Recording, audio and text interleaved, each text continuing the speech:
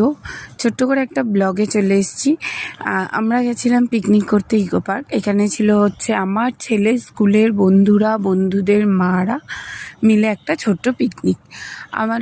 আমরা এখানে গেছিলাম সবাই মিলে, খাওয়া দাওয়া, আড্ডা, আনন্দ, মজা, সবাই এক জায়গায় হওয়া, সবাই সবার নিজের কাজে ব্যস্ত।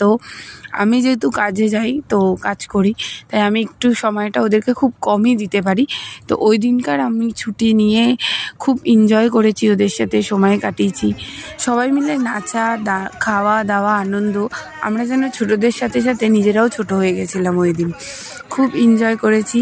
তার থেকেও বড় কথা এই যে সবাই এক জায়গায় হয়েছি। ছেলেরা বড় হতে হতে হয়তো একদিন আমরাও আলাদা হয়ে যাব, সবাই সবার মতন আলাদা জগতে চলে যাবে। থেকে যাবে এই স্মৃতিগুলো, স্মৃতিটাই থেকে যায় শেষ অবধি, আর কিছুই কিন্তু থাকি না।